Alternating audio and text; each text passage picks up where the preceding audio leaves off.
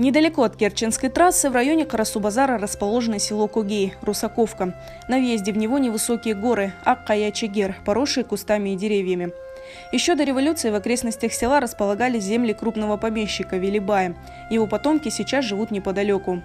Украинадан, Россиядан қалып келіп çalışқанында, сон Қарпабам деген, Қарпабамны бабасы Велибай. О деген, сіз yollarda жүрмеңіз, мен сізге ер берейім, сіз бұнда үй құрып яшаңыз деген. Қарпабамны 1,5 гектар ері бар еді. Ана неме боғдай арпа сача еділер. Впервые название Когей упоминается в 20-е годы прошлого века. Свое нынешнее название Русаковка село получило в 1948 году на волне переименований крымских топонимов. До депортации здесь располагалось и село Когей-Татарский. Позже оно было переименовано в Вернадовку, а затем и вовсе присоединено к Русаковке. Бекир Мустафаев – старейший уроженец села Когей. Он родился здесь в 1924 году. Он вспоминает, что сельские жители занимались земледелием и животноводством, работали в колхозе. Şalfiye kedilerde şalfini apakaylar çapala yediler. Ne demek bu çapala yediler. Ketmanman çapalap osken son orakman oraydılar. Orakman orayıp zavat ededik. Biz yaşlar alıp barıp zavodga zavat ededik şalfini.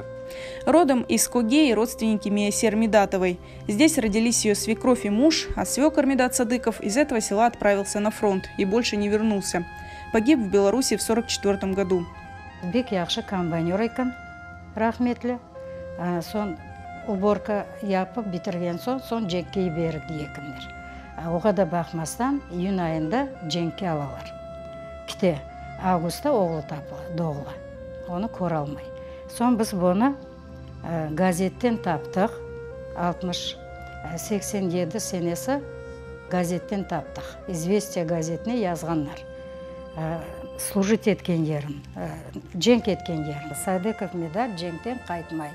Ана сон боларын енді высылка еткен вақты, депортация вақтында болар чықалар 44 сенесі, бұл фронтта ондан бір кияты келе, мен дуа сенадан қалдырмаң, бек женк немекте деп уляйта. Имя Медата Садыкова нанесено на памятнике в селе Когей. Здесь же имена отца и дяди Сервера Абдулджемилова. В селе Когей родилась его мама. Анам өзі Когайшықлы екен.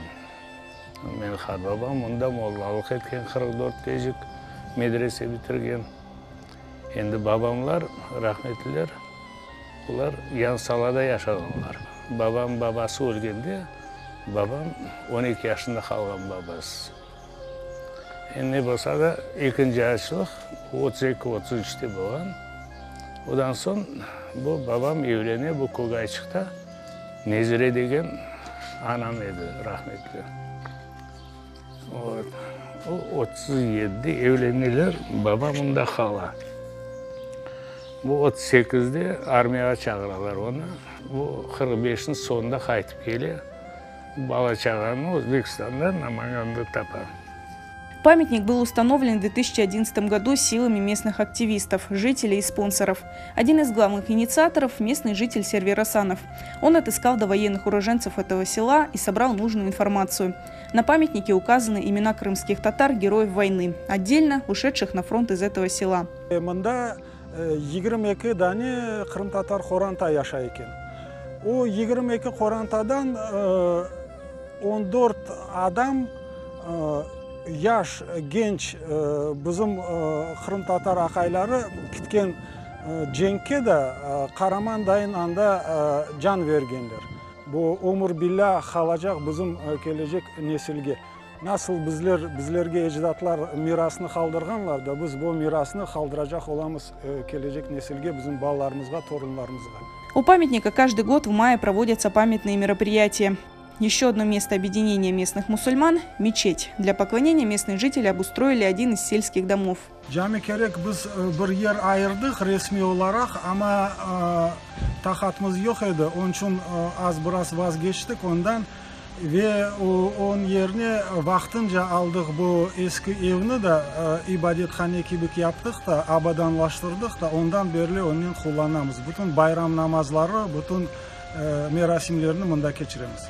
Сейчас в Кокее проживает около 1000 человек, из них около 20% крымские татары.